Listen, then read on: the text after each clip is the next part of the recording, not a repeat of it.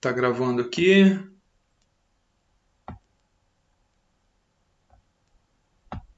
Vamos ver por aqui também, pelo Google.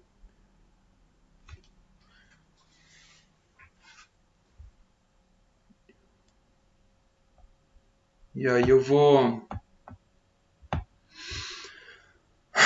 compartilhar minha tela aqui. Na aula passada a gente falou sobre oferta, né? A gente encerrou então aquele estudo de análise macroeconômica, né? Então, vamos pegar de forma assim bem simples. Vamos dividir a economia, análise micro, análise macro, tá? Análise macro, ambiente, macroeconomia. Eu quero somente o resultado final, o agregado macroeconômico, taxa de juros, inflação, nível de emprego, desemprego, taxa de câmbio, aquelas coisas lá, tá? E a micro, puxa, aí a gente vai focar no agente econômico. Então daí a gente vai procurar fazer levantamento de informações de estudos do consumidor e também do produtor. Ou seja, de um lado o agente demandante, que é aquele que está comprando, e na outra ponta o agente ofertante, que é aquela pessoa que está interessado ali a todo momento em vender para ganhar dinheiro. Tá? Tem que ter a junção das duas pontas. E quando a gente consegue fazer a junção, a gente encontra aquilo que se chama equilíbrio de mercado. E o equilíbrio de mercado ele pressupõe, na prática a gente vê isso, com exceção de algumas situações, como por exemplo a ocorrência dessa pandemia aí, que fez com que as curvas de oferta e demanda elas se deslocassem, inclusive os preços, e acredito que na prática vocês perceberam isso, né? Que antes da pandemia tínhamos uma situação, tá? Com o advento da pandemia, vocês já perceberam que os preços começaram a mudar, as quantidades ofertadas começaram a mudar. Pode ser que você fez algum pedido ou tentou fazer algum pedido pela internet e o produto não estava disponível, somente por encomenda, e aí você tinha que aguardar. Então existem algumas digamos assim, exceções à regra, tá? Mas a regra fala, ela pressupõe que existe um equilíbrio de mercado, e esse equilíbrio, ele pressupõe, então, um determinado nível de preço que combina com um determinado nível de quantidade produzida e assim ofertada ou disponibilizada para os clientes ou consumidores comprar. Pessoal, tranquilo até aqui? Alguma dúvida? Não? Posso dar sequência? Pessoal, perguntem, senão eu vou achar que vocês saíram aí e deixaram o computador ligado. Posso compartilhar a tela? Tá, então vamos lá, tela inteira. Eu vou compartilhar minha tela com vocês porque ok, Darione. Então, vamos lá, tem uma apostilinha aqui, tá? Eu mandei os links para vocês, tá? É da USP, é resumo do livro do Gregory Menkel. Ó, tá lá na nossa ementa lá do curso de vocês aqui, tá esse autor aqui, ó. Tá, o Gregory Menkel, então ele tem um livro muito bacana, bem didático, fácil de entender, muito bom, tá? Introdução à Economia. Daí esse resumo, né? Interessante a gente ver o resumo, é mais tranquilo do que ver o capítulo, apesar que o resumo ele é o resumo do capítulo todo. Mas a gente não vai ver tudo aqui, a gente vai focar na demanda na aula de hoje. Então, as forças de mercado, oferta e demanda, oferta, a gente já viu, tá? Na aula passada, a oferta ela vem do produtor, ela vem do vendedor, é o ato de você disponibilizar um bem ou um serviço no mercado para alguém comprar. Simples assim, tá? E a demanda já é a outra ponta, é a ponta contrária, é quem está buscando, quem está comprando aquele produto, tá? Então, olha só, a oferta e a demanda elas vão determinar o quê? O preço, certo? E vão determinar também a alocação de recursos, tá? A alocação significa dar destino, e os recurso é tudo aquilo que é necessário para você produzir alguma coisa. Por exemplo, matéria-prima, mão de obra, né, que a gente chama de força de trabalho, que mais? Maquinário, tudo isso são chamados recursos produtivos que são alocados, ou seja, você precisa pegar, fazer a junção deles, dar um destino a esses recursos. O próprio dinheiro ele é um recurso também, um recurso produtivo, de forma que você consiga gerar um resultado final, seja um produto ou um serviço para você disponibilizar para os clientes comprarem. Tá? Aqui apenas um breve resumo. O mercado ele é um ponto de encontro, como a gente viu lá no comecinho, lá na primeira aula, e nesse ponto de encontro aqui, mercado faz lembrar a palavra supermercado. Né? O supermercado ele é uma loja, não deixa de ser um mercado porque ele é um local físico onde as pessoas estão se encontrando. Tem duas pessoas que se encontram. A primeira delas é o dono do supermercado e ela está se encontrando com eu, com você, conosco, né? Nós que somos os, digamos assim, clientes, compradores, consumidores ou agentes demandantes, tá? Então, o supermercado ele vem a ser um ponto de encontro, tá? Ele também é chamado de mercado. O mercado é um grupo de compradores e vendedores de um dado bem ou de um dado serviço. Então, você quer comprar tomate? Você vai lá no supermercado, lá é um ponto de encontro. Lá existem duas pessoas, o dono do supermercado que está vendendo tomate e você que é o cliente que está comprando tomate. Logo, é chamado de mercado porque é um local que vai estabelecer esse ponto de encontro e, consequentemente, vai dar o negócio, vai dar o chamado trade. Né? Você vai acabar aceitando o preço que ele está pedindo e você vai acabar comprando. Né? É claro que não adianta ele pedir um preço ad infinito, né? Que daí você não vai querer.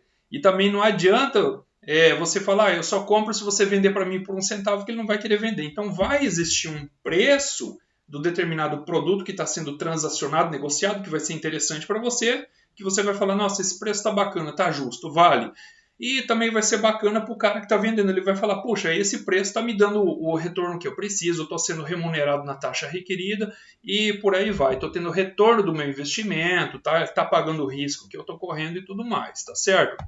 Então tem aqui o mercado, os compradores eles vão determinar o quê? A demanda, que é o que a gente vai ver nessa aula aqui. Em contrapartida, os vendedores eles vão determinar a oferta, ou seja, a quantidade de produto, de mercadoria ou de serviço que ela está sendo colocada à disposição dos clientes aí para um determinado preço. Tá? Aqui a gente tem alguns tipos de mercado, tá? Por exemplo, a gente tem o mercado competitivo, que é o mercado mais comum. Alguns autores gostam de chamar de concorrência perfeita, tá? Outros autores até criticam e falam que não dá para chamar concorrência perfeita porque existem algumas imperfeições aí no meio. Eles até falam, o exemplo clássico de concorrência perfeita seria, por exemplo, um hortifruti, porque ali é um mercado onde ele contempla todas as características da concorrência perfeita, como, por exemplo, uma delas que fala que os produtos eles são iguais, são homogêneos. Aí sim, o hortifruti se encaixaria, porque se você comprar alface no hortifruti A, B, C ou D, provavelmente você não vai encontrar fatores que fazem com que esses produtos sejam diferentes. Basicamente, eles vão ser muito semelhantes, para não falar assim, iguais, né? Exatamente o mesmo produto. É diferente quando você compra um produto industrializado, que você fala, não, esse aqui dessa marca é diferente daquele outro produto da outra marca, né? Por exemplo, uma marca de café, uma marca de sabão e por aí vai. Você vê que os produtos eles são diferentes. Mas enfim, não vamos entrar muito nesse mérito não, mas existem alguns tipos de mercados, tá? Vamos falar aqui especificamente do mercado competitivo. Ele é um mercado em que uma das premissas básicas é que existem muitos compradores e muitos vendedores, tá?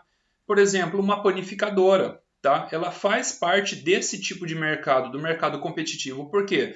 Porque aí onde você está, eu, por exemplo, estou na cidade de Sinop, eu não sei vocês, mas aqui tem muitas panificadoras, tá? Assim como tem muitas drogarias, assim como tem muitas borracharias, assim como tem muitas, sei lá, enfim, acaba sendo um mercado competitivo porque não é que os produtos vão ser exatamente os mesmos, só que eles são parecidos, eles estão sendo ofertados, disponibilizados ao mesmo tempo por um número muito grande de empresas, de agentes ofertantes. É diferente do mercado concentrado. Um exemplo de mercado concentrado é o oligopólio. Oligo significa pouco e pólio significa mercado, ou seja, poucos vendedores. Exemplo, as empresas que fazem parte da indústria automobilística. Nós temos algumas poucas marcas no país, ou seja, algumas poucas empresas que produzem veículos automotores e vendem para o país todo. Assim como temos algumas poucas empresas de tecnologia que produzem, por exemplo, aparelhos celulares. Isso é oligopólio. Ele faz parte do mercado competitivo? Não. Ele faz parte dos mercados concentrados. Tá? Só para vocês entenderem essa ideia de diferenciação de mercados, de tipos de mercados, né? Tem-se também um monopólio, que é um mercado onde a própria firma é a própria indústria, tá? Ou seja, é só um cara produzindo e vendendo. Por exemplo, aqui na nossa cidade podemos citar aí o serviço de água, abastecimento e esgoto e também os serviços de distribuição de energia elétrica. Basicamente não tem concorrente e aí você acaba aceitando pagar o preço que a empresa está pedindo. Ou seja, existem alguns problemas aí, algumas imperfeições, tá? Por exemplo, assim, existem barreiras à entrada nesse tipo de mercado. Existe aí o problema do preço, que daí não vai se dar pelo equilíbrio de oferta e demanda. Tem alguns detalhezinhos aí, tá? Então, como eu falei aqui, mercado puro ou perfeito, né, falado por alguns autores, tá? Mas eu prefiro chamar de mercado competitivo, né? Eu não gosto nem de falar de puro e perfeito e nem de concorrência perfeita, justamente pela presença de algumas imperfeições. Vamos verificar rapidinho aqui o que reza, quais são as premissas que direcionam, né, esse tipo de mercado chamado de mercado perfeito, mercado de concorrência pura ou concorrência perfeita. Ele reza que os produtos são homogêneos, quando muito na prática a gente vê que não são. Por exemplo, você com certeza já foi no supermercado para comprar um produto específico. Digamos que você foi lá, saiu da sua casa para comprar única e exclusivamente sabão em pó. E chegando lá, não tinha a marca que você queria comprar e você voltou para casa. Já aconteceu com vocês? Com alguém de vocês? Sim ou não? Vamos lá, interação, gente. Você saiu de casa para comprar um determinado produto. E aí não tinha, você voltou para trás. Tinha outros concorrentes lá de outras marcas que você considera inferior, você não comprou. A Darione diz que sim. Mais alguém? Melissa? Já. Saiu para comprar o palito de churrasco. Caramba! Mas palito de churrasco não é tudo feito de bambu? De madeira? Tem diferença? Ah, tá. Você não quis levar o de bambu. Ah, tá. É verdade. Tem o de bambu e tem aquele de madeira, aquele redondinho, né? São produtos diferentes. Eu sei. Eu não sou nenhum entendido do assunto, mas eu sei que a madeira é diferente do bambu. Talvez uma queima mais rápido, uma seja mais higiênico. O cliente talvez ele não olhe com bons olhos o de bambu e olhe para o de madeira e fale, não, esse aí tá bonitinho, torneadinho, perfeitinho, eu gosto do churrasco espetado nesse palito. Talvez seja isso, não sei. Mas só para vocês entenderem, gente, que como a Darione, ela tem esse conhecimento prático e consequentemente vocês também, os produtos eles não são iguais, não são. Quando você compara uma marca com outra, não adianta, eles são diferentes. Um amigo meu, ele falou, Ricardo, eu pedi aqui no estabelecimento comercial, isso foi semana passada, ele pediu uma porção de frango e uma cerveja, né? E lá no cardápio, lá, estava escrito a marca Heineken, né? Eu não sou bebedor de cerveja, mas assim ele me contou, Heineken, né? Aí ele fez o pedido e tal, crendo que ia chegar a Heineken, porque segundo ele é a melhor, né? Não sei. E chegou uma tal de Budweiser. Ele falou que já pegou, ligou na hora e falou, não quero isso aqui, não sei o que, eu pedi essa e tal. Vocês estão entendendo, gente? Os produtos... Aí quem não é entendido do assunto vai falar, ué, bicho, mas não é tudo cerveja do mesmo jeito? Não, não é. Não é. Tem lá suas particularidades, suas diferenças, tá? Então o mercado ele não pode ser chamado de mercado perfeito, concorrência perfeita. Não é. Porque se fosse assim, a demanda ou a quantidade vendida pelas empresas seriam muito parecidas. E aí quando muito você vê que tem uma empresa que está vendendo pouco e tem outra que está estourando de vender. Ah, mas as duas não vendem basicamente o mesmo produto? Não, mas a forma com que ela produz, com que ela atende o cliente, o material que ela está utilizando é diferente. Tá? E aí de repente ela consegue pedir até um valor mais alto, faturar mais na quantidade e até agregar valor ao seu produto e ganhar mais, tá? Isso mostra que existem essas imperfeições, tá? Os produtos eles não são homogêneos, eles não são iguais. Vamos voltar aqui. Estão me entendendo, gente? Tá? Então, desconsidera essa ideia de produtos homogêneos. Aí ele fala, existe um grande número de compradores e vendedores. Isso aqui é legal, verdade. Você vê muitas empresas aí, muita gente comprando, muita gente vendendo, legal. Não existem barreiras de entradas? Também faz parte do mercado competitivo, porque se você quiser entrar, você pode entrar, ninguém vai te pedir. A hora que você quiser sair, você sai também. Tá? Então, são algumas características desse mercado. Tá? O monopólio, como eu já falei, é um só que produz e vende. O oligopólio, existem algumas poucas empresas. A concorrência monopolística está entre o monopólio e o mercado competitivo, que é essa situação que eu acabei de falar para vocês. Você tem uma empresa que produz o produto que a empresa A, B e C também está produzindo, só que o seu produto ele é diferenciado. Deixa eu ver vocês. Já ouviram falar nisso, gente? Produto diferenciado? Não é exclusivo, é diferenciado. Nunca ouviram falar isso? Sei lá, tem três, digamos assim, sei lá, vou citar um exemplo. Tem 3 empresas produzindo vinho aí na sua cidade. E você fala, caramba, eu vou produzir vinho para vender também. Só que você faz o vinho. Você vai fazer um vinho que você vai encantar as pessoas da sua cidade. Estão conseguindo me entender, gente? O que é um produto diferenciado? Mas não é vinho do mesmo jeito? Sim, é vinho. Só que é um vinho diferente. Então é um produto diferenciado. Aí entra a tal da concorrência monopolística. O cara está vendendo um produto que ele está chamando, ele está atraindo mais clientes, ele pode até pedir mais por isso, um preço mais alto. E normalmente, olha só, aí entra a economia comportamental, o fator psicológico, as pessoas associam preço com qualidade. Tá? Nem sempre isso caminha junto, mas as pessoas costumam associar. E daí não é que o negócio do cara dá certo, ele deslancha, estoura de vender, e de repente o cara começa a crescer.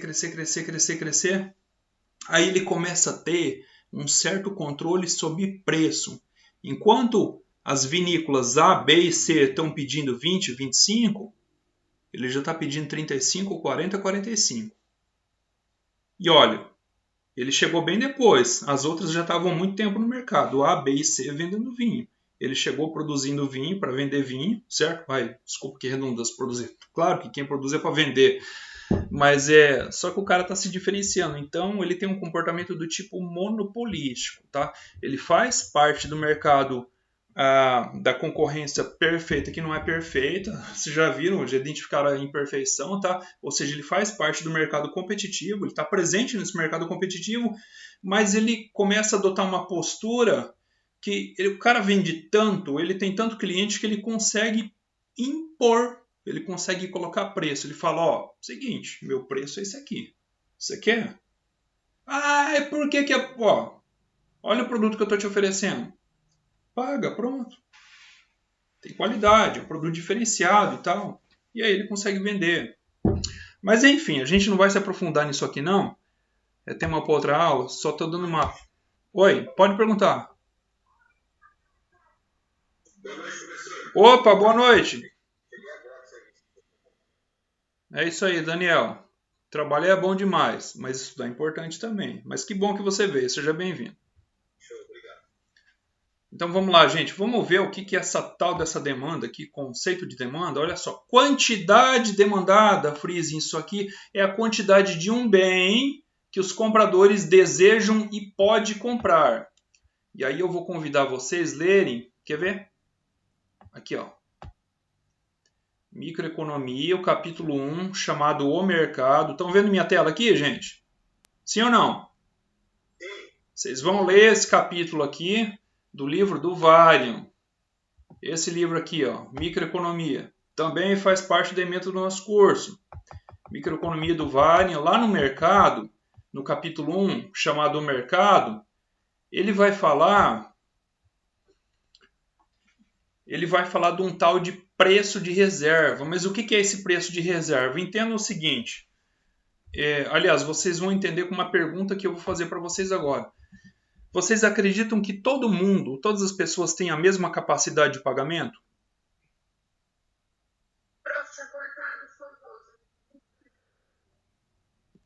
Ah, tá. Eu falei ali do livro do Warren para vocês lerem o capítulo 1, intitulado O Mercado. Não sei se foi aí. Ah, tá. Tá, então tá. Vamos lá. Ah, tá. Daí eu apresentei a demanda aqui. Vamos voltar na tela para vocês verem. Aqui o conceito de demanda, né? O que que é a demanda? Ele começa pela quantidade demandada. A quantidade demandada, que é a quantidade comprada, ou seja, que as pessoas estão comprando, ela é o que? Ela é a quantidade de um bem, pode ser serviço também, tá? Mas de um bem que os compradores desejam, olha só, desejam e podem comprar. Então vamos lá, eu quero perguntar para vocês. Vocês acreditam que a capacidade de pagamento das pessoas é a mesma? Ou ela vai mudar de pessoa para pessoa? O que vocês acham? Por que que muda?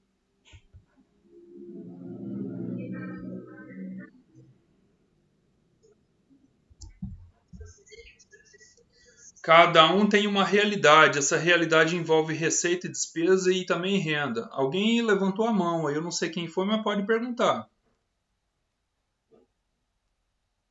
Eu vi alguém levantando a mão aí. Pode perguntar. Bom, enfim, é justamente isso. Não dá para comparar, gente, uma pessoa que ganha R$ 1.000 com uma pessoa que ganha 10, 15, 20 mil. A capacidade de pagamento é diferente. Não adianta. Logo, aquela que ganha mais, ela vai ter condição de comprar mais. Isso aí é indiscutível. É mais que óbvio isso aí. Então, a quantidade demandada é a quantidade que as pessoas querem comprar, desejam comprar, mas isso vai estar relacionado com o dinheiro que elas têm no bolso. Esse dinheiro, tecnicamente, a gente chama de renda pessoal disponível. Ora, se é renda pessoal, é a renda de cada um. Ela vai mudar. Tá? Talvez a renda de vocês seja parecida, ou talvez ela seja muito distante, tá? Entre vocês, alunos, só para citar o exemplo. O que faz com que talvez o desejo, a vontade de comprar seja parecido, mas uma vai conseguir comprar mais quantidades porque a renda dela é maior.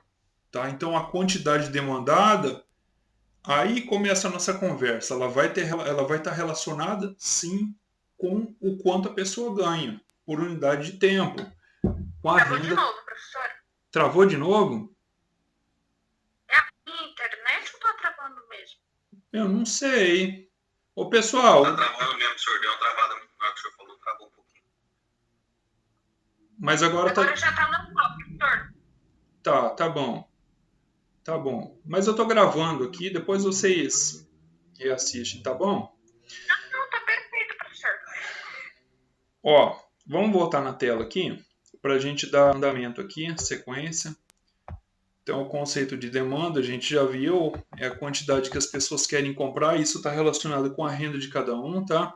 O esquema de demanda é uma tabela que mostra a relação entre preço de um bem e a quantidade demandada.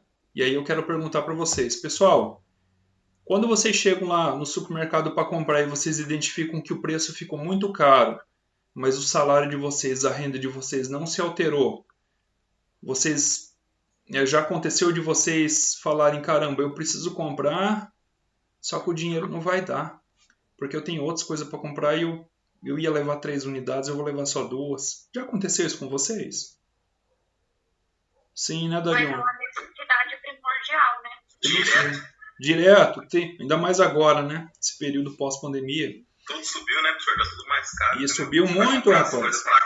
Eu preciso comprar um fio aí que há 6 meses ele custava R$ 7 um metro. Eu fui cotar agora, ele custa 20. Eu falei, caramba. Meu pai. É. Um cabo triplex, multiplex. Falei, meu Deus, tudo bem. Mas enfim. Então assim, a gente vê que essa quantidade que as pessoas estão comprando ou pretendem comprar, ela se relaciona diretamente com o preço da própria mercadoria. Porque olha só, vocês se lembram daquela palavrinha chamada ceteris paribus, que significa tudo ou mais permanecendo constante? Vocês se lembram? Lá no começo da aula, da disciplina, eu falei para vocês? Sim ou não? Sim. Não lembro, professor. Ceteris... olha só, isso, sobre a oferta. Ceteris paribus significa assim, olha só, Nesse momento, Daniel, que você foi lá fazer compra e você viu que o preço subiu, não precisa falar quanto você ganha, mas o seu salário aumentou? Ah, diminuiu! Tá, diminuiu não em termos monetários, mas em termos reais, porque as coisas aumentaram de valor. Tá. Então, olha só, ceteris paribus significa o seu salário permaneceu o mesmo, monetariamente você continua ganhando os 30 mil reais que você ganha por mês. Tô brincando, talvez até mais, sei lá. Os preços dos outros bens continuam a mesma coisa, o seu gosto não mudou, a quantidade ofertada disponibilizada no mercado não mudou, a política do país não mudou. A única coisa que mudou foi o preço do produto que você costuma comprar, né? A cerveja que você costuma beber todo mês, por exemplo. O que aconteceu? Você comprou menos, tá? Então, essa ideia de ceteris paribus é assim, a gente sabe que a compra de alguma coisa ela está relacionada com diversos fatores, inclusive o próprio gosto da pessoa, o hábito da pessoa, né? Ah, se o hábito não mudou, a renda não mudou, o preço do produto concorrente não mudou, aquele outro fator não mudou, mas o preço mudou, já é suficiente para, caramba, eu quero identificar o que vai acontecer com a quantidade demandada do mercado quando o preço aumentar. Tá? Certeza que vai cair. Certeza. Ué, o preço da carne não subiu? Subiu, né, gente? O que o povo fez? O povo não pulou pro frango? Pro ovo? O que aconteceu com o ovo e com o frango? O preço do ovo e do frango? Subiu também. Aí, ó. Ceteris paribus é isso. Você imagina que todas as variáveis vão permanecer constantes, com exceção de uma que vai mudar. E aí você quer identificar qual o impacto da mudança dessa variável no consumo final, no seu consumo. Que reduziu, você comprou menos. Carne disparou, talvez você chegou lá para comprar e tal, você viu o preço, se assustou, deu aquele pulo para trás, não, deixa aí, nem levou. Ou levou menos, né, uma quantidade menor. Aí a pessoa encostou o carro lá para encher o tanque, né? Aí chegou a olhar, chegou lá, olhou o preço na bomba, olhou com aquela cara assim, olhou para a carteira, para a quantidade de dinheiro. Aí ele estava indo para completar o tanque, né? Aí o frentista, vamos completar, moço? Não, coloca Metade. coloca só 100 reais só, tá bom? Você não vai ficar sem a gasolina, você precisa do carro para andar, mas você colocou menos. Ceteris paribus, tudo mais permaneceu constante, tá? O preço do produto concorrente substituto, que é o álcool, permaneceu o mesmo. Supondo, né? O seu salário permaneceu o mesmo. O seu consumo médio não mudou, porque você continua se deslocando na mesma rota, a mesma quantidade de quilômetros por semana, mas o preço da gasolina subiu. O que você fez? Você comprou menos. Estão entendendo, gente?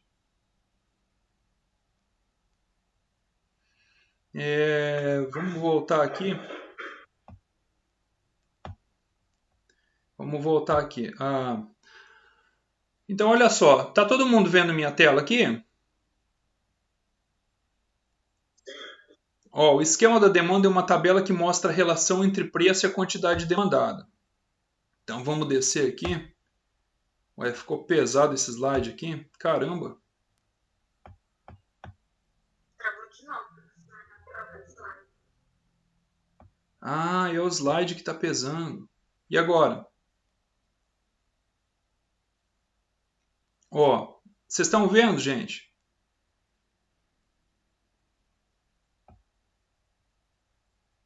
Hello? Seu microfone não está funcionando. Caramba. Pessoal, tá ok aí? O senhor tá mudo aí, senhor? E agora? Ativar som. Estão ouvindo? Sim ou não? Espera aí que eu vou interromper aqui. Ótimo. Então, voltando lá, gente, vamos voltar agora. Agora até eu sinto que tá leve aqui. Todo mundo tá vendo minha tela? Sim. Tá, então assim, a gente viu que a quantidade demandada de um produto está relacionada com o preço. Se o preço ficar muito caro, vocês vão comprar menos, porque capacidade de pagamento. A sua renda ela é fixa, ela não muda. E a sua renda, tecnicamente na microeconomia, a gente chama isso de restrição orçamentária. A sua renda está direcionada não só para aquele produto. Por exemplo, a gasolina que a gente acabou de falar. Você vai utilizar ela para comprar outras coisas. Subiu o preço da gasolina, você vai logo de cara fazer as contas. Olha, eu vou comprar menos porque esse outro dinheiro aqui está para conta de energia, aquele outro está para aluguel, aquele outro ali está para parcela do carro, aquele outro ali está para mim comprar alimento. Não é assim que funciona, gente? Sim, né? Se o preço sobe muito, você vai comprar menos. Isso é natural. Então existe uma relação negativa, uma relação inversa entre preço e quantidade. Quantidade comprada, tá? Aí a gente chega na curva de demanda, que é uma linha negativamente inclinada relacionando preços e quantidades. Olha só. Então, teoricamente, aqui ele fala da função utilidade, né? Cada um tem um nível de utilidade diferente. Essa utilidade está relacionada a gostos. Por exemplo, assim, a maioria das pessoas come carne e gosta de carne. Só que tem gente que come muita carne e tem gente que já come menos carne. Isso não está relacionado necessariamente ao nível da renda da pessoa. É porque a pessoa come só um pouquinho mesmo. E tem aquele cara que é comilão e quer comer carne todo dia. Quem é que está me entendendo? Então a gente tem que relacionar diversas variáveis. A renda do consumidor, o preço da carne, a utilidade do consumidor, que é o gosto, o desejo dele. Necessidade é justamente isso aí. Pode ser necessidade ou gosto mesmo, né? Vai ter aquele cara que come carne uma vez por semana, duas. Vai ter aquele que... Uma vez eu conversei com um amigo, ele falou, Ricardo, eu como carne todo dia. Todo dia tem que ter carne. Se não tiver carne, tem que ter carne. Oi? Rico? Acho que não. Essa semana ele veio me visitar, veio de bicicleta. Mas brincadeira, mas vamos lá. Vamos lá que tem bastante conteúdo aqui, gente. Esse conteúdo é importante. Então tá, gosto, renda, preço do substituto, são diversos fatores que vão influenciar na função demanda de cada pessoa. Olha só, estão vendo aqui, ó, demanda por sorvete? Estão vendo, gente? Olha só. Imagina uma cidade que lá nessa cidade moram 20 pessoas. Somente a título de exemplo. Imagine que desses 20 habitantes dessa cidade, 8 são diabéticos, então, portanto, eles não vão querer o seu sorvete nem se o preço for de graça. Eu tô dando para você comprar, tô dando sorvete aqui, eu não vou te cobrar. Vem aqui, é de graça. Não, eu não vou porque eu tenho diabetes e tal. Então, por exemplo, dessas 20 pessoas da sua cidade, se o preço do sorvete for zero, ou seja, quando você resolver distribuir gratuitamente o seu sorvete, 12 pessoas vão querer. 12 pessoas. Então, olha só. Estão vendo esse gráfico aqui, gente? Ele é um gráfico de demanda. Ele vai relacionar a quantidade demandada, ou seja, comprada de sorvete pelas pessoas da sua cidade em relação ao preço do sorvete. Quando o preço do sorvete é zero, olha só, as 12 pessoas da sua cidade que não têm diabetes, não tem problema com glicemia, elas vão querer o sorvete. E aí, quantas unidades você vai conseguir distribuir? 12, uma para cada pessoa. Tá certo? O sorvete, ele sobe de 0 para 50 centavos. Olha só o que acontece. Você deixa de vender 2 unidades. Por que você vai deixar de vender 2 unidades? Porque provavelmente uma ou duas pessoas elas estavam com a grana tão curta que pensaram, não vai dar para tomar o sorvete, caramba. Eu tenho outras contas aí, outras prioridades. Fazer o quê? Vou ficar sem sorvete. É o que aconteceu aí. Carne subiu demais, disparou. Muita gente deixou de comprar carne, como a Darione falou, foi no ovo. Não só ela. O Brasil todo. Teve uma época que a cartela de ovo foi para R$20 e era 7. Eu lembro. Para comprar lá no atacadão, no açaí. Aí, ó, verdade, era R$7. Foi para R$19,90, se não me engano. Aí baixou de novo, acho que ela tá 16, ou ó, 20 conto. Então, por quê?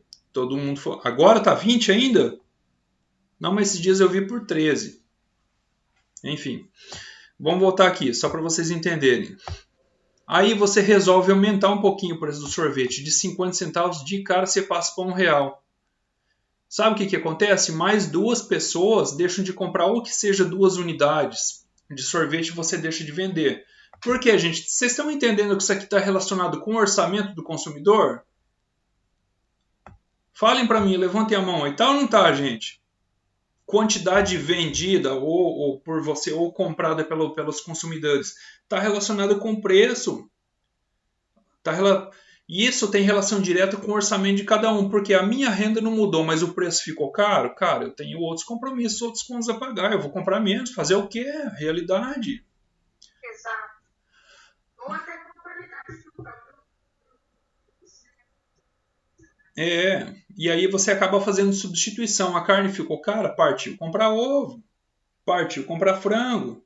E aí todo mundo vai no ovo e no frango, o que acontece com o preço dos dois? Dispara, né? Porque daí entra também um pouquinho da economia do olho gordo, né? Todo mundo tá pagando, aceitando pagar caro. Lei da oferta e demanda, que a gente tá vendo aqui. Sobe o preço, tá? Ah, é porque ficou mais caro para mim? Que nada, rapaz. Você quer aproveitar daquele momento para ganhar dinheiro? Acha que não? Acha que não teve muita gente aproveitando aí dessa pandemia aí para ganhar dinheiro? Claro que teve. Vocês querem ver a malandragem, a sacada? Olha só no gráfico aqui agora. E aí vocês vão falar para mim que isso aqui aconteceu. Gente, vamos. O que é importante para a empresa? É o faturamento, não é? A quantidade de dinheiro que está entrando no caixa a cada unidade de tempo, por exemplo, a cada mês? Sim ou não? Demais. Ó, você está dando sorvete de graça, ó, 0. A 12 unidades, 0, não faturou nada. A 50 centavos, 10 unidades, você faturou quanto? R$5. Você resolve dobrar o valor, né? Para R$1. Certo? Olha só a malandragem. Você vendia a 50 centavos, você conseguia vender 10 unidades e ganhava quanto? 5 pila. Quando você dobrou o valor do seu sorvete, caiu um pouquinho a demanda? Caiu de 10 para 8. Porém, 1 vezes 8, você já está com R$3 a mais no seu caixa. Estão entendendo a malandragem, gente? Ah, eu vou enfiar a faca um pouquinho mais. De R$1 eu vou passar a cobrar R$1,50. 1,50 vezes 6, quanto que dá? R$9. Vocês estão entendendo a malandragem, gente? Aconteceu agora na pandemia. Teve muita empresa que, não sei o que lá, o homem lá, governador fechou as fábricas, não sei o que, e tá faltando produto. O cara já tinha comprado o produto, já tinha estocado, só estava aproveitando a oportunidade para... O povo vai pagar, né? Ah, mas ele vai perder uns clientes? Vai. Só que aí, preste atenção aqui, ó. Ele vai trabalhar menos e ganhar mais. Por quê? Porque aqui ele tinha que produzir 8 casquinhas, 8 sorvetes. Ou seja, ele teve que trabalhar mais, ele teve um custo a mais. Para ganhar quanto? R$8. Aqui, ele trabalha menos. Ele trabalha menos horas por dia. E ele tem um custo menor. Ele vai produzir apenas 6 unidades. Só que ele vai conseguir 6 vezes 1,50, ele consegue faturar 9. Pessoal, isso não aconteceu no Brasil, né?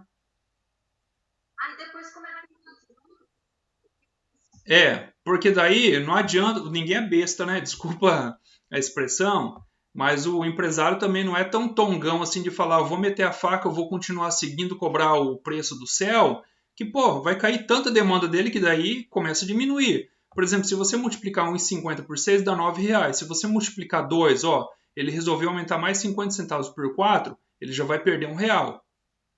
Então vai ter um preço aí que é chamado de preço de equilíbrio de mercado, que depois a gente vai unir as duas curvas. Aqui a gente só está trabalhando com a curva de demanda, depois a gente vai unir, fazer a junção com a de oferta e a gente vai encontrar num preço de equilíbrio e numa quantidade de equilíbrio. É uma média comum. Uma média comum. Esse preço aqui é o preço chamado de preço que vai estar bom. É o preço que o cara vai faturar bem, tá? Vai ficar rico mais rápido, trabalhando menos, tendo menos custo, e aqui os clientes aceitam pagar. Ah, mas ele perdeu o cliente aqui. Sim, ele perdeu o cliente. Antes ele tinha 8, agora ele tem só 6, só que ele ganha mais aqui. É preço de equilíbrio de mercado que você falou? Isso, preço de equilíbrio de mercado. Preço e quantidade, né? O preço aqui 1,50 e quantidade 6 unidades. Tá certo, gente? Então tá aqui, ó. Tá até circulado aqui no resumo, olha lá. Tá aqui. Então anotem aí 1,50 e 6, tá? Apesar que isso aqui eu disponibilizei para vocês, tá? Eu deixei o link lá. Depois vocês entram por lá, daí vocês façam o download dessa apostilinha aqui. Aí aqui, ó, a lei da demanda determina que existe uma relação inversa entre quantidade demandada e preço.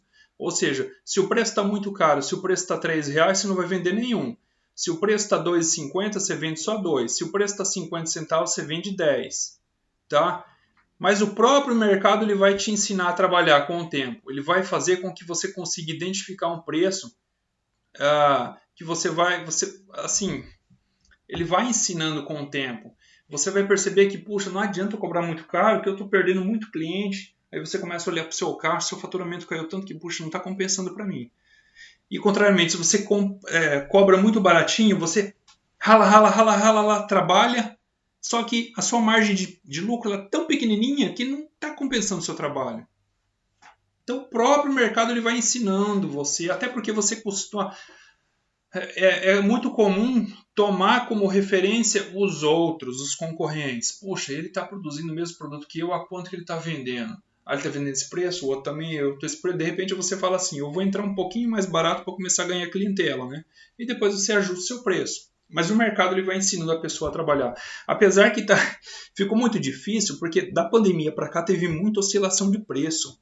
Tá? Esperava-se que ocorresse uma chamada estabilização de preços, mas até hoje a gente continua vendo inflação, infelizmente. Tá? Torçam para que não haja, além da inflação, recessão econômica, porque se tiver a junção, não é tema para isso, já é macro, mas se tiver combinação de inflação com recessão econômica, aí a gente entra num fenômeno chamado estagflação, aí, gente, aí é zica. Mas vamos voltar aqui.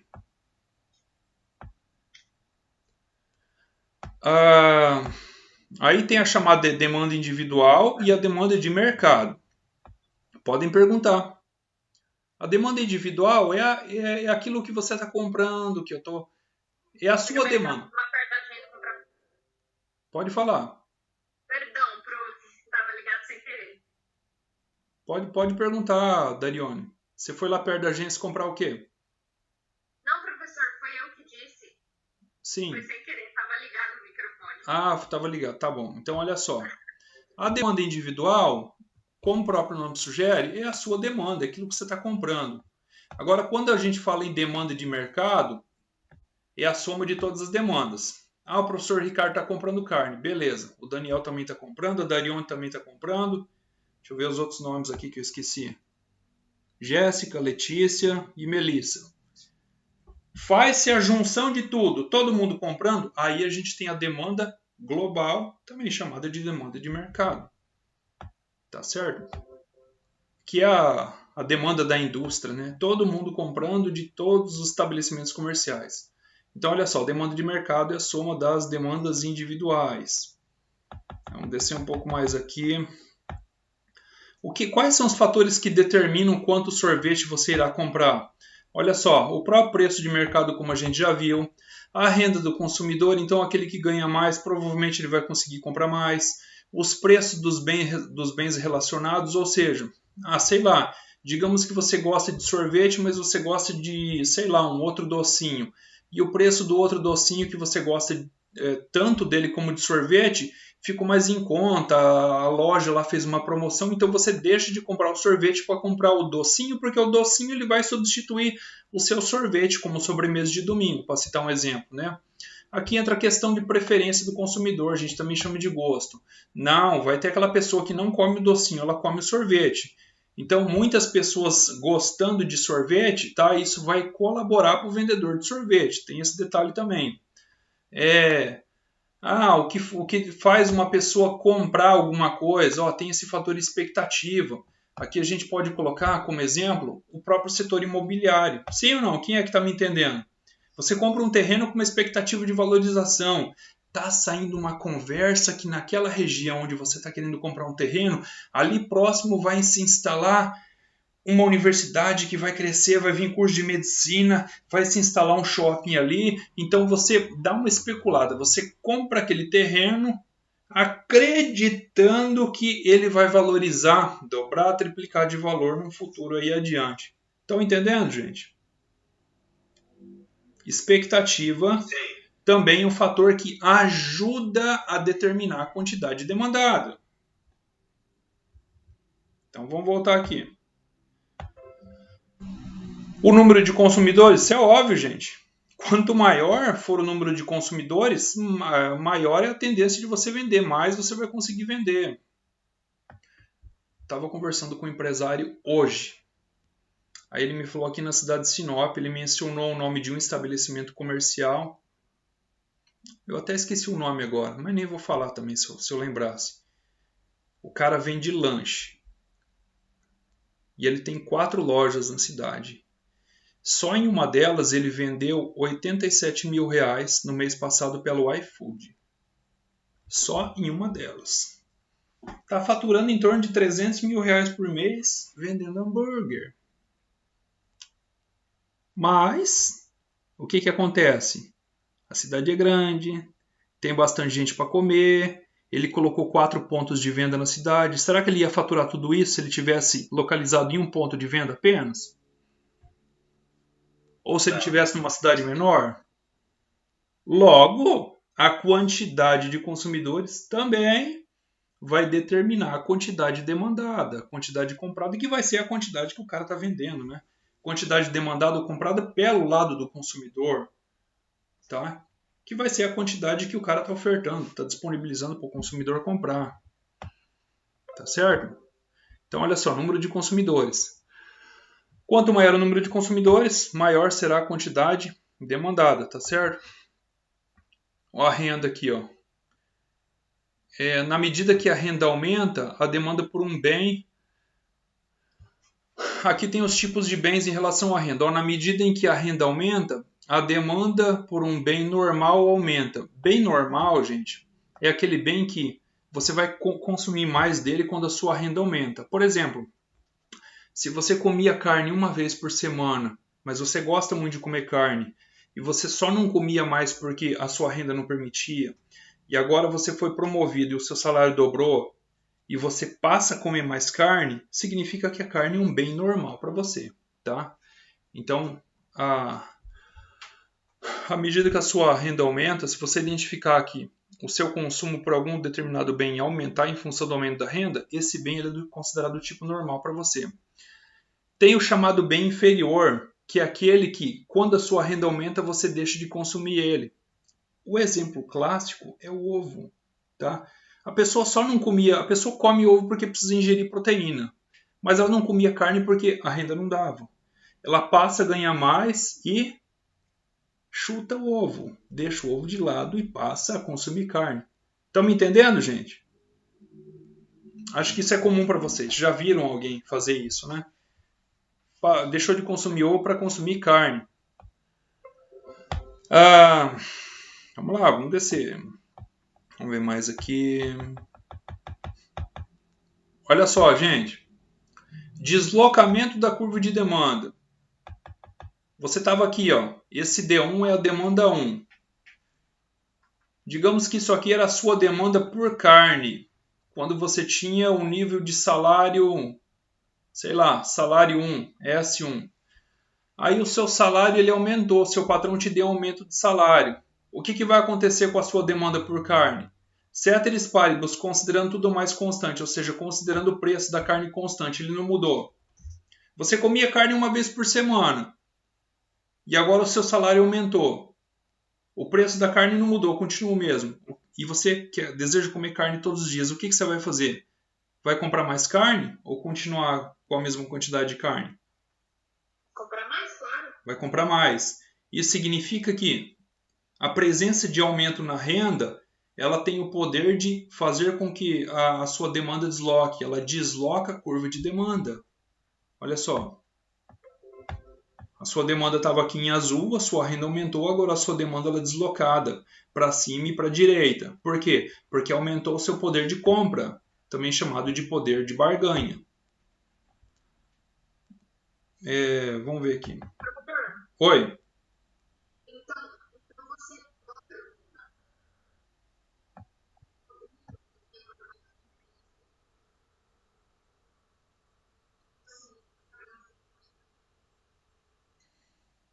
Aí vai depender do seu comportamento em relação àquele produto quando a sua renda se alterar.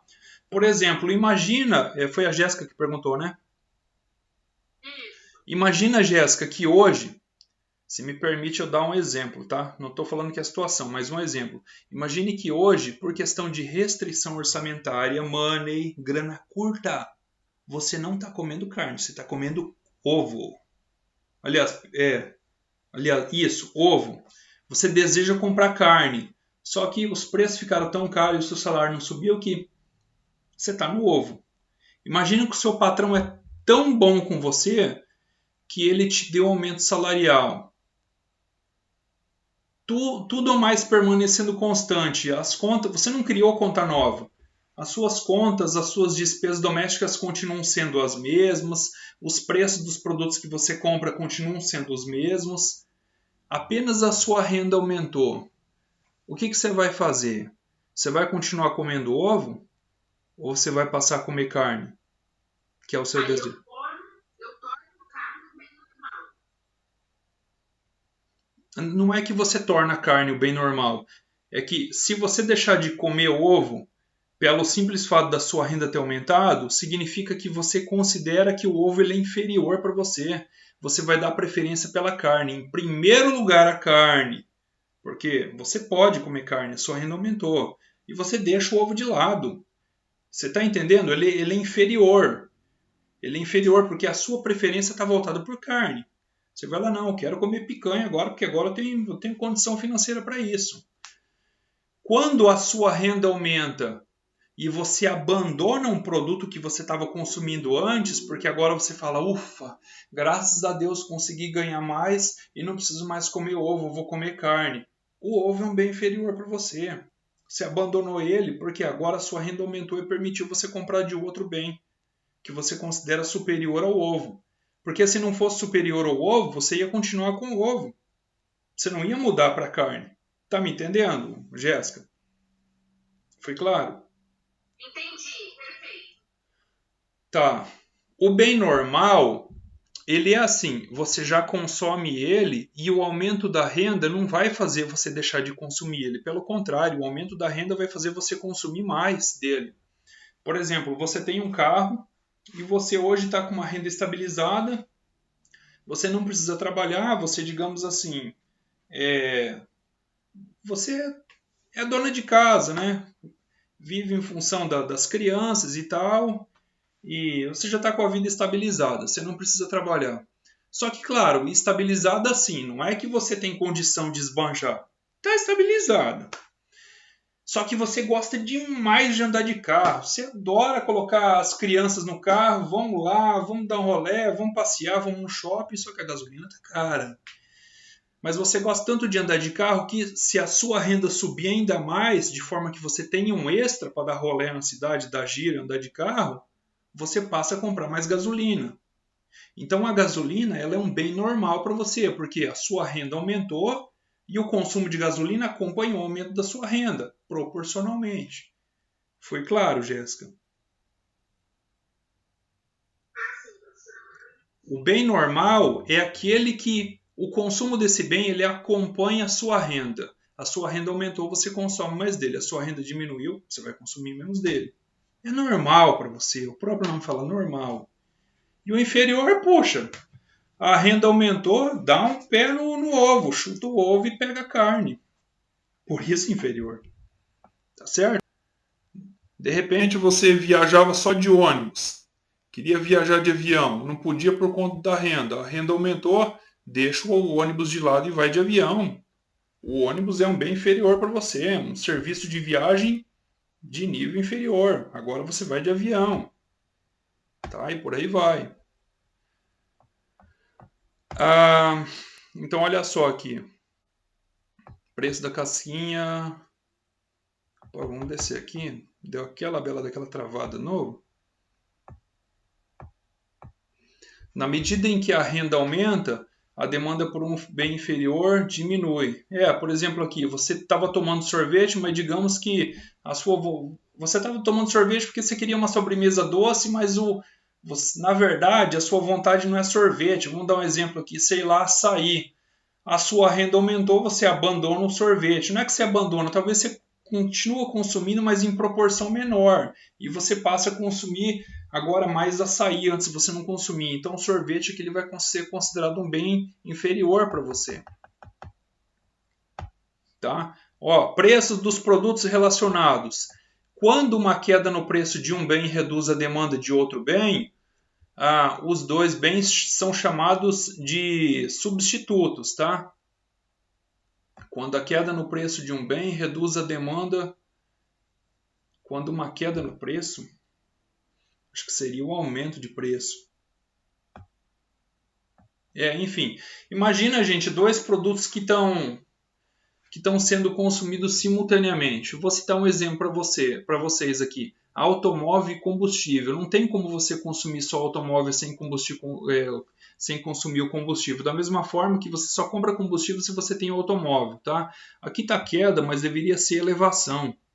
Olha só, se o preço do carro sobe, é claro que na pandemia agora aconteceu um fenômeno, sei lá, estranho, né? Aumentou-se o preço do carro e a demanda aumentou muito mais ainda. Loucura isso aí.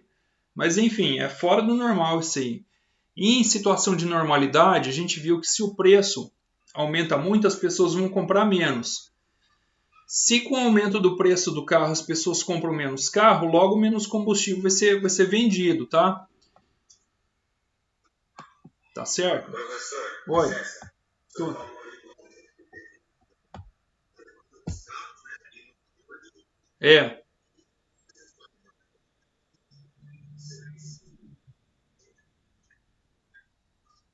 Bastante. Uma coisa levou a outra. Necessidade de novo.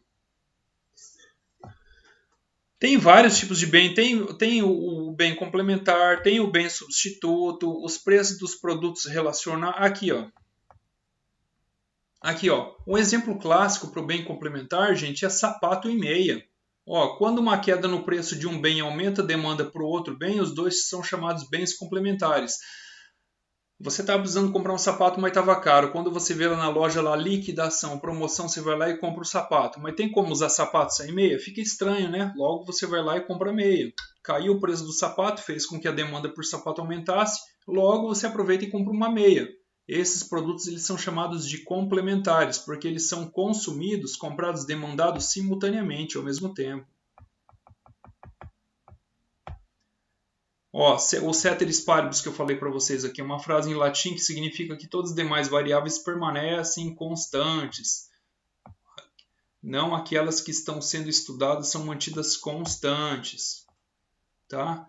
Aqui fala de movimento ao longo da curva de demanda, deslocamento a gente já viu, tá? Aumentou a renda, aumentou a demanda, a curva de demanda se deslocou. Movimento ao longo da curva de demanda, gente, é a situação aqui, ó, vamos voltar lá. Lá no comecinho. Aqui, ó.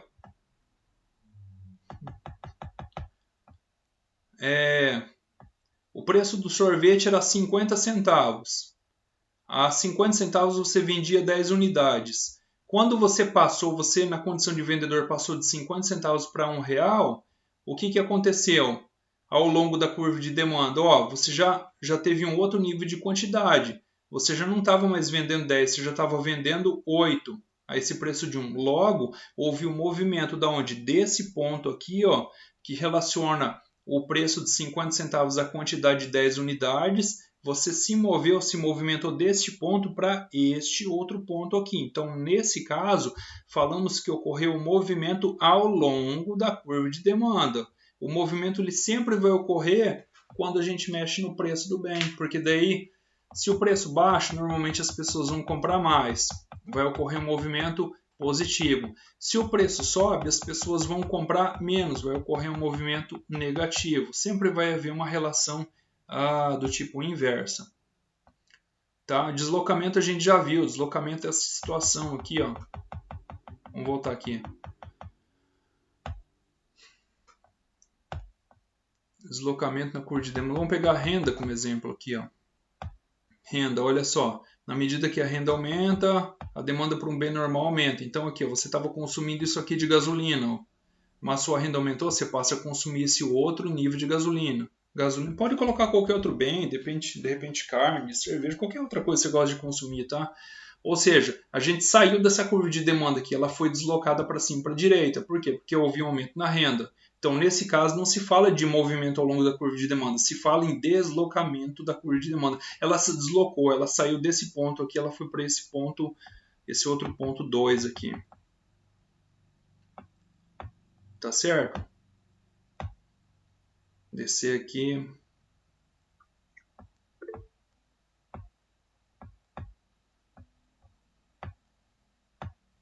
Pessoal, basicamente era isso, tá? O assunto de hoje.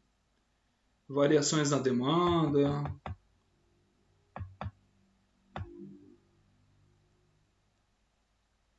Aqui, ó, um quadrinho resumo. Variação na quantidade demandada versus deslocamentos na demanda. Ó, variáveis que afetam a quantidade demandada. O preço, a gente já viu que sim. Se o preço aumenta, as pessoas vão comprar menos. Qual que vai ser a alteração nessa variável? Vai representar um movimento ao longo da curva de demanda. Por quê? Lembra daquele exemplo que eu acabei de falar do sorvete? Você estava vendendo a 50 centavos o sorvete. Conseguia vender 10 unidades. Você passou de 50 centavos para R$1, você aumentou o preço, você já deixou de vender 2 unidades. Você vende só 8. Então você se deslocou daquele primeiro ponto que relacionava o preço de 50 centavos e 10 unidades para o segundo ponto que relaciona R$1 e 8 unidades. Movimento ao longo da curva de demanda. A variável renda. A variável renda ela vai deslocar a curva de demanda. Tá? Não se fala em movimento ao longo da curva de demanda, se fala de deslocamento da curva de demanda, porque ela aumenta o seu poder de compra. Tá? Supondo que todas as demais variáveis permanecem constantes, você vai deslocar. Preço dos bens relacionados. Ele também vai provocar deslocamento na curva de demanda. Gostos, também vai deslocar a curva de demanda. Sei lá, de repente o hábito do consumidor ele mudou. Aqui a gente pode citar, sei lá, moda, modismo, surge uma... Cara, isso aqui é interessante. Vocês se lembram? Agora eu vou perguntar para vocês e eu acho que vocês vão lembrar. Vocês se lembram da moda do tal do pau de selfie? Todo mundo comprava aquilo para tirar foto com o celular? Sim ou não? Sim. De repente o cara estourou de vender aquilo, virou moda. Todo mundo comprando. Vocês se lembram daquele brinquedinho infantil que ele era tipo uma estrela? Colocava assim na mão, ficava girando. Tinha uns que piscava luzinha. Criançada do país todo comprando aquele negócio. Esqueci o nome daquele trem lá.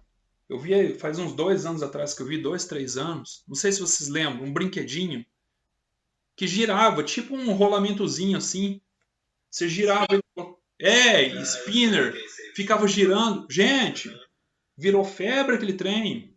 O patinete, esse patinete da minha filha aqui, ó. A gente comprou agora de presente para ela. Mas isso aqui eu conheci uns parecidos faz uns 10 anos atrás. Eu lembro que virou febre no país. Esses mini patinetes para criança. Agora aqueles brinquedinhos antes. Aqueles coloridos. Eu que não vou comprar aquilo. Tá?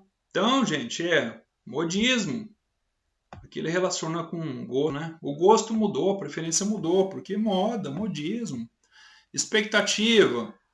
Vamos todo mundo para Sinop comprar terreno lá, porque lá vai dar certo plantar café e plantar mandioca. Meu finado avô veio com essa expectativa. Não deu certo. Número de compradores, cidade aumentou, aumenta, também vai deslocar a curva de demanda, né? E por aí vai, gente. Tá? Pessoal, ficou claro para vocês essa aula sobre demanda? Basicamente é isso.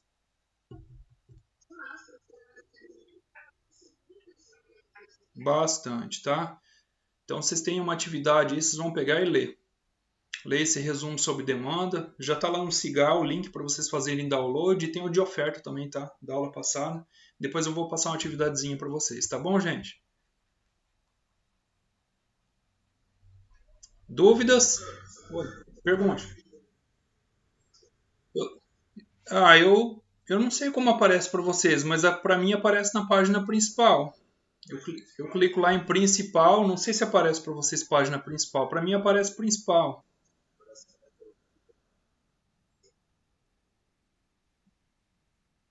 Isso, data de hoje, eu postei hoje.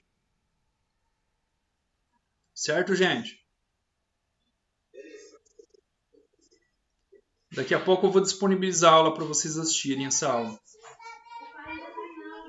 Obrigado, gente. Tenham todos uma excelente noite.